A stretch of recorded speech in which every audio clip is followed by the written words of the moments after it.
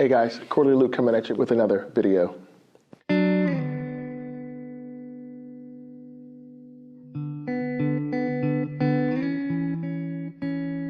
Don't be so eager to be offended. How the narcissism of small differences lead to boring conformity. In today's world, being offended has become a popular activity. We tend to be easily triggered by comments and situations that do not align with our beliefs. However, has being easily offended become a reflection of one's own self-centeredness?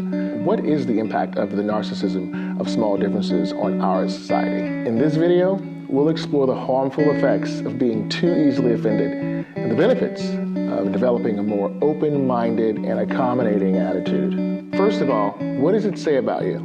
When you're easily offended, it can be a sign of insecurity and self-centeredness. If you feel that your beliefs and opinions are the only valid ones, you can easily become defensive when a contrasting view is presented. Being too easily offended is essentially a refusal to accept that others have the right to their own opinion. So when you feel the need to get easily offended, ask yourself, am I feeling this way because I'm insecure about my beliefs, or because I'm not ready to see others' perspectives?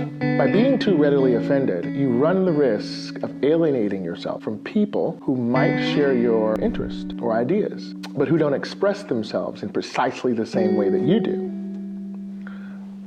Number two, leaders do not get offended.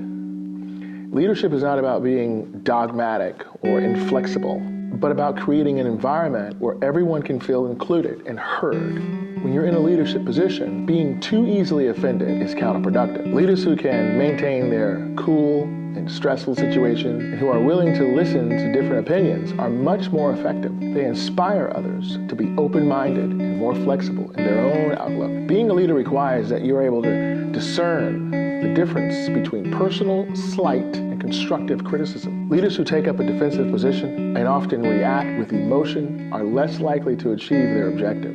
Number three, tone of voice. From time to time, we all encounter people that are wound up tight and take offense to the slightest hint of something they perceive as offensive. What makes these people stand out is their lack of emotional intelligence.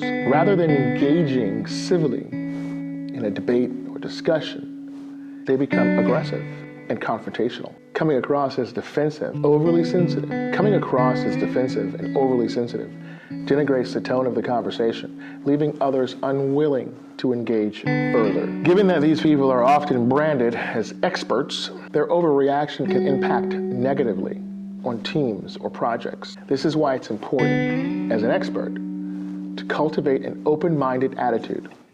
This accommodates other perspectives and allows for constructive dialogue and communication. Number four, the boring conformity of the narcissism of small differences. The narcissism of small differences refers to a phenomenon where people belonging to the same group distance from their peers for minor differences in how they express or showcase their beliefs. By becoming so fixated on small points or differences, groups can turn punitive towards members that do not meet their arbitrary standards. This approach ultimately leads to boredom and homogenization through the lack of new ideas and perspectives. Learning to handle offense maturely is an essential skill, especially in today's society. Being too easily offended can lead to narrow-mindedness and the loss of opportunities for growth and personal development. Developing a resilience to the narcissism of small differences allows for a more diverse and welcoming environment in which individuals and teams can thrive. Effective leaders must cultivate the ability to handle constructive criticism and to be openly respectful of others' viewpoints while still holding steadfastly to their core values. It's time to focus on common ground instead of obsessing over differences. Let's do it.